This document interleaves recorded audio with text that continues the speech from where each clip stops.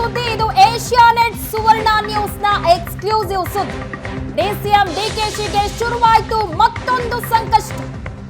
CBI ತನಿಖೆ ನಂತರ ಮತ್ತೊಂದು ತನಿಖೆಗೆ ಆದೇಶವನ್ನ ನೀಡಲಾಗಿದೆ. ಸಿಬಿಐ ತನಿಖೆ ಆಗ್ತಾ ಇದೆ, ಅದರ ನಡುವೆ ಈಗ ಮತ್ತೊಂದು ತನಿಖೆಗೆ ಆದೇಶ. ಇದು ಏಷ್ಯಾನೆಟ್ ಸುವರ್ಣ ನ್ಯೂಸ್ ನ ಎಕ್ಸ್ಕ್ಲೂಸಿವ್ ಸುದ್ದಿ. ಅಕ್ರಮ ಆಸ್ತಿ ಗಳಿಕೆ ಕೇಸ್ ತನಿಖೆಗೆ ಆದೇಶವನ್ನ ಹೊರಡಿಸಿದೆ ರಾಜ್ಯ ಸರ್ಕಾರ. ಲೋಕಾಯುಕ್ತ ಪೊಲೀಸರ ತನಿಖೆಗೆ ಆದೇಶವನ್ನ ನೀಡಿದೆ ರಾಜ್ಯ ಸರ್ಕಾರ. ಸಿಬಿಐ ಅನುಮತಿ ಹಿಂಪಡೆದ ಹಿನ್ನೆಲೆ ತನಿಖೆಯ ಹೊಣೆಯನ್ನ ಈಗ ಲೋಕಾಯುಕ್ತಕ್ಕೆ ರಾಜ್ಯ ಸರ್ಕಾರ ನೀಡಿದೆ. ಡಿಸೆಂಬರ್ 22ರಂದು ಅಧಿಕೃತವಾಗಿ ಆದೇಶವನ್ನ ಹೊರಡಿಸಿದ ರಾಜ್ಯ ಸರ್ಕಾರ ಪ್ರಕರಣವನ್ನ ದಾಖಲು ಮಾಡಿಕೊಂಡು ತನಿಖೆ ನಡೆಸೋದಕ್ಕೆ ಲೋಕಾಯುಕ್ತ ಡಿಜಿಪಿಗೆ ಆದೇಶವನ್ನ ನೀಡಲಾಗಿದೆ. ಲೋಕಾಯುಕ್ತ ಡಿಜಿಪಿ ಪ್ರಶಾಂತ್ ಕುಮಾರ್ ಠಾಕೂರ್ಗೆ ಸೂಚನೆ ನೀಡಲಾಗಿದೆ ರಾಜ್ಯ ಸರ್ಕಾರದಿಂದ.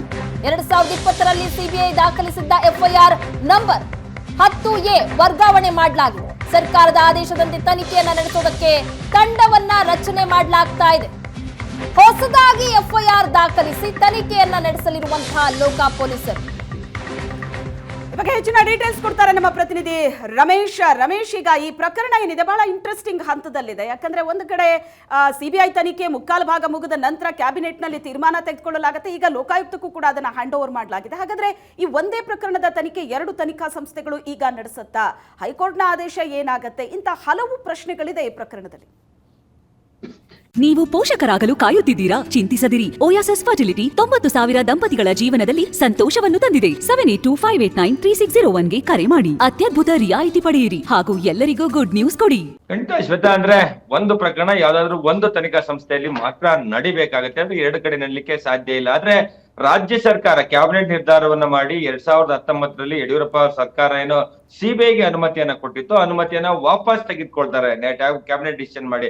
ಆ ಒಂದು ಸಂದರ್ಭದಲ್ಲಿ ಈ ಒಂದು ರಾಜ್ಯ ತನಿಖಾ ಸಂಸ್ಥೆಯಿಂದ ನಾವು ತನಿಖೆಯನ್ನ ಮಾಡಿಸ್ತೀವಿ ಅನ್ನುವಂತಹ ಮಾತನ್ನ ಏನು ಹೇಳಿತ್ತು ರಾಜ್ಯ ಸರ್ಕಾರ, ಆ ಒಂದು ಮಾತಿನಂತೆ ಇದೀಗ ಡಿಸೆಂಬರ್ 22ನೇ ತಾರೀಕು ಲೋಕಾಯುಕ್ತ ಡಿಜಿಪಿಗೆ ಒಂದು ಆದೇಶವನ್ನ ಮಾಡುವ ಮೂಲಕ ಏನು 2019ರಲ್ಲಿ ಇಡಿ ಒಂದು ಪತ್ರವನ್ನ ಬರೆದಿತ್ತು. ಇಡಿ ತನಿಖೆ ಸಂದರ್ಭದಲ್ಲಿ ಅವರ ಬಳಿ ಒಂದಷ್ಟು ಎಕ್ಸೆಸ್ ಆಗಿ ಆದಾಯ ಸಿಕ್ಕಿದೆ, ಅದಕ್ಕೆ ಸಂಬಂಧಪಟ್ಟಂತೆ ತನಿಖೆಯನ್ನ ಮಾಡ್ಲಿಕ್ಕೆ ಆ ಒಂದು ಪತ್ರವನ್ನು ಇಟ್ಕೊಂಡು ಈಗ ಲೋಕಾಯುಕ್ತಕ್ಕೆ ಪತ್ರವನ್ನ ಬರೆದಿರುವಂತಹದ್ದು, ಆದೇಶವನ್ನ ಮಾಡಿರುವಂತದ್ದು. ಲೋಕಾಯುಕ್ತ ಪೊಲೀಸರೀಗ ಹೊಸದಾಗಿ ಒಂದು ತಂಡವನ್ನ ರಚನೆ ಮಾಡಿ ಆ ಮೂಲಕ ತನಿಖೆಯನ್ನ ಮಾಡ್ಬೇಕಾಗುತ್ತೆ. ಈ ಸಂದರ್ಭದಲ್ಲಿ ಎಲ್ಲ ಒಂದ್ ಕಡೆ ಕ್ಯಾಬಿನೆಟ್ ಡಿಸಿಷನ್ ಆದ ನಂತರ ಸಿಬಿಐ ಅಧಿಕಾರಿಗಳು ಕೂಡ ನಮಗೆ ಅದು ಅಪ್ಲೈ ಆಗೋದಿಲ್ಲ, ನಮ್ಗೂ ಅದಕ್ಕೂ ಸಂಬಂಧ ಇಲ್ಲ ಅಂತ ಹೇಳಿ ತನಿಖೆಯನ್ನ ಮಾಡ್ತಾ ಇರುವಂತದ್ದು. ಇದೇ ಸಂದರ್ಭದಲ್ಲಿ ಲೋಕಾಯುಕ್ತ ಪೊಲೀಸರು ಕೂಡ ತನಿಖೆಯನ್ನ ಆರಂಭಿಸ್ತಾರೆ.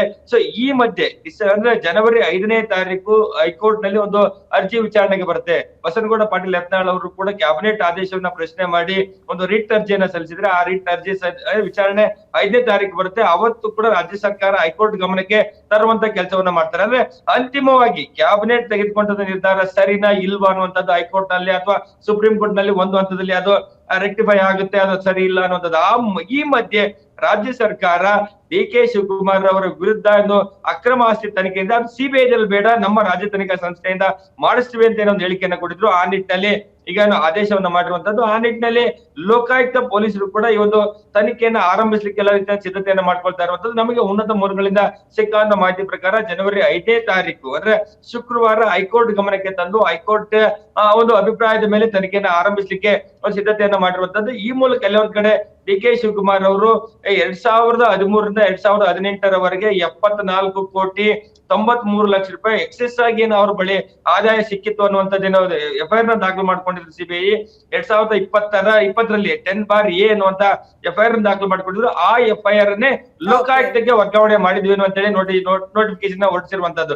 ಈ ನಿಟ್ಟಿನಲ್ಲಿ ಲೋಕಾಯುಕ್ತ ಪೊಲೀಸರು ತನಿಖೆಯನ್ನ ಆರಂಭಿಸಲಿಕ್ಕೆ ಶುರು ಮಾಡ್ತಾರೆ. ಆದ್ರೆ ಲೋಕಾಯುಕ್ತ ತನಿಖೆಯನ್ನು ಮಾಡ್ಬೇಕಾ ಸಿಬಿಐ ತನಿಖೆಯನ್ನು ಮುಂದುವರಿಸಬೇಕ ನಿಟ್ಟಿನಲ್ಲಿ ಒಂದು ಹೈಕೋರ್ಟ್ ಅಥವಾ ಸುಪ್ರೀಂ ಕೋರ್ಟ್ ನಲ್ಲಿ ಇದರ ಸಂಬಂಧಪಟ್ಟಂತೆ ಒಂದಷ್ಟು ಆದೇಶ ಹೊರಗೆ ಬೀಳುವಂತ ಸಾಧ್ಯತೆಗಳಿರುತ್ತದೆ. ಯಾರು ಕೋರ್ಟ್ಗೆ ಹೋಗ್ತಾರೆ ಅನ್ನುವಂಥದ್ದು ಕೂಡ ಪ್ರಮುಖ ವಿಚಾರ ಇರುವಂತದ್ದು. ಈಗಾಗಲೇ ಯತ್ನಾಳ್ ಅವರು ಅರ್ಜಿ ಸಲ್ಲಿಸಿದ್ದಾರೆ. ಯತ್ನಾಳ್ ಅವರ ಅರ್ಜಿ ವಿಚಾರಣೆ ಬರುವ ಸಂದರ್ಭದಲ್ಲಿ ಇದು ಲೋಕಾಯುಕ್ತ ತನಿಖೆ ಮಾಡ್ಬೇಕಾ ಸಿಬಿಐ ತನಿಖೆ ಮಾಡ್ಬೇಕು ಅನ್ನುವಂತ ನಿರ್ಧಾರ ಆಗುವಂತ ಸಾಧ್ಯತೆ ಇರುವಂತಹದ್ದು. ಶ್ವೇತಾ,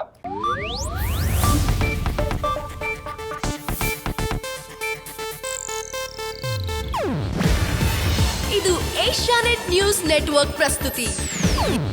ನೀವು ನೋಡ್ತಿದ್ದೀರಾ ಏಷ್ಯಾನೆಟ್ ಸುವರ್ಣ ನ್ಯೂಸ್.